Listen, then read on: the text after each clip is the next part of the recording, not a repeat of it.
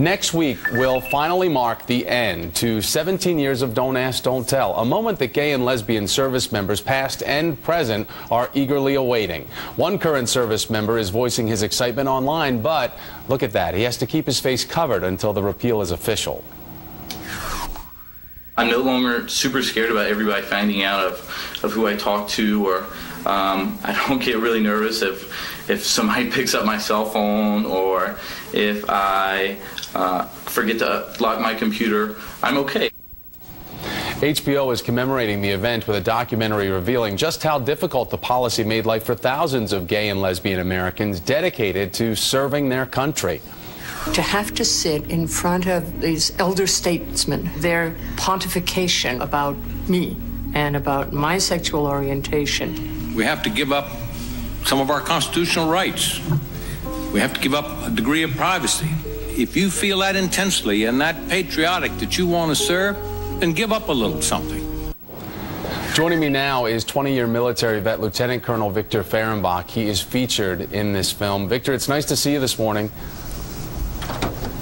Good to see you, Thomas. Thanks for having me. You served during the entirety of Don't Ask, Don't Tell. So what does next week's official repeal mean to you? And also, how important was it for you to be a part of this documentary?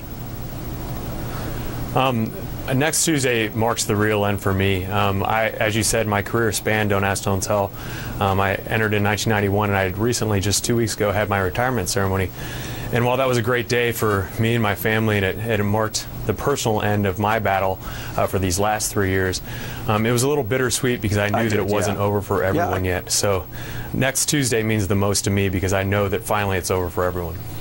We also have Fenton Bailey joining us now. He's the producer, one of the producers of the HBO documentary titled The Strange History of Don't Ask, Don't Tell. Fenton, it's nice to have you join us. Why is it important for America to hear and to see this story?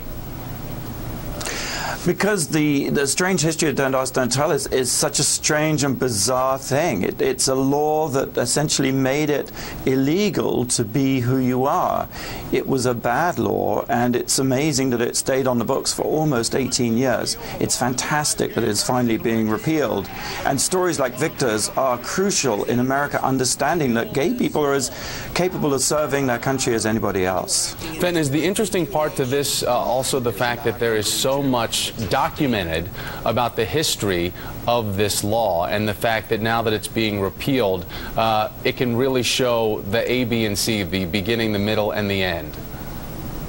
Yes, I mean, this is, you know, we went back when we made the film and were able to find the archive of hearings in '93 that were just shocking and amazing what people were saying about what they thought gay people were like. And I think that it is that lack of understanding, that lack of visibility that allows people to have such misinformed and weird ideas about gay people, especially in the military.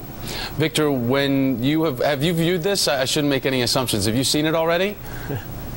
Yes, I've watched it actually 3 times now. So. And what is your takeaway, and how do you think that this is going to impact those that are going to tune into HBO to watch it? The biggest thing I got out of it, as you mentioned, it covers the first half, probably the history of gays in the military and the development of the law, and the second half of the movie really talks about the last 3 years and the struggle that each of us have had. It features Aubrey Sarvis of SLDN and the hero really of repeal, Patrick Murphy, in his battle the last year and a half or so in the fight for Congress. But the thing that struck me the most, luckily people like myself and Major Mike Almy were able to show our faces in part of the documentary and tell our stories.